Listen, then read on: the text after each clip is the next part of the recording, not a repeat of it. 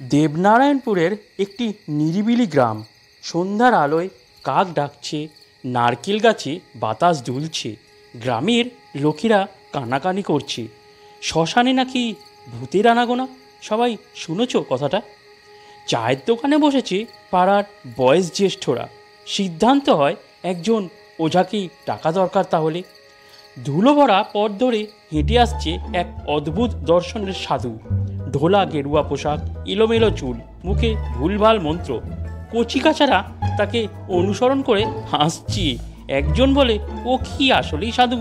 সাধু নায়ক সুলভ ভঙ্গি করতে গিয়ে ধোঁয়ায় হাঁচি দিয়ে বসে। উফ, কি হলো এইসব! শ্মশানের ধারে এসে দাঁড়ায় সে, হাতে ত্রিশূল, কিন্তু মুখে ভয় তার। গ্রামের লোকেরা দূরের ঝোপের আড়াল থেকে তাকিয়ে থাকে, দেখছে বেটা সাধু কি করে, দেখি তো সবাই। সাধু আগুন জ্বালিয়ে বই খুলে ভুলভাল মন্ত্র পড়তে পড়তে প্রেমের কবিতা পড়ে ফেলে।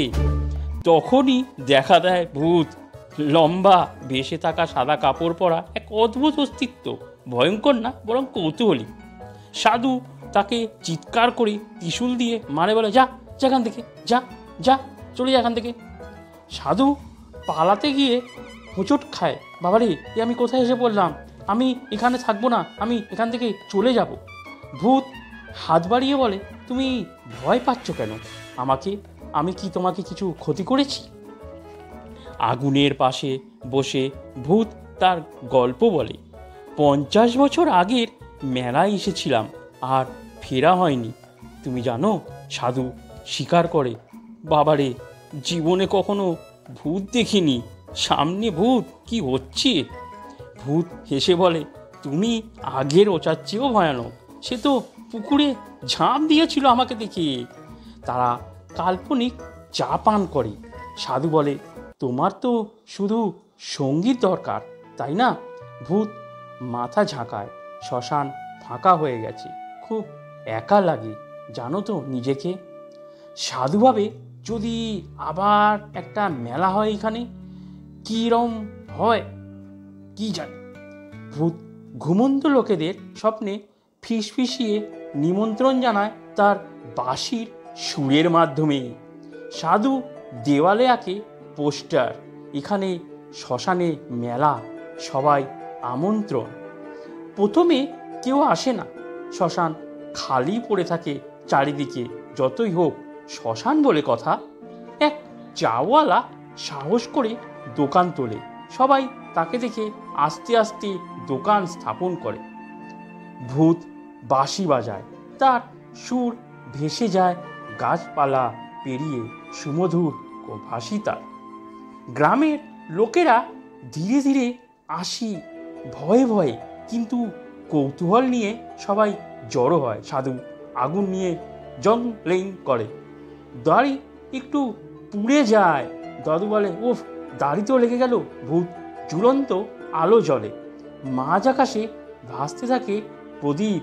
কি সব হচ্ছে?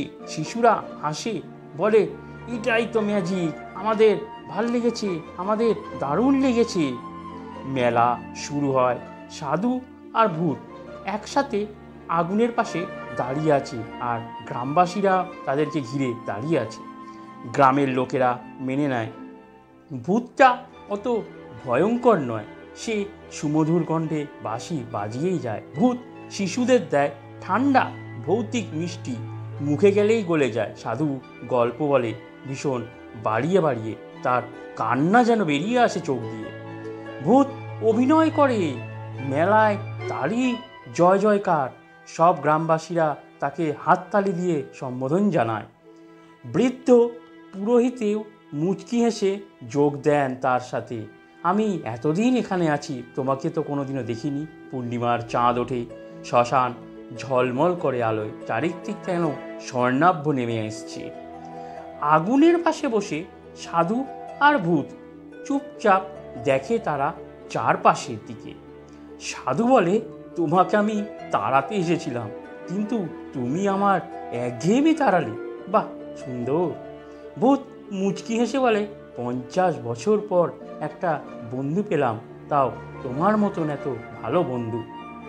শ্মশানে হাসির শব্দ, আলো আর দুই অদ্ভুত সঙ্গীর বন্ধুত্বে ভরা রাত।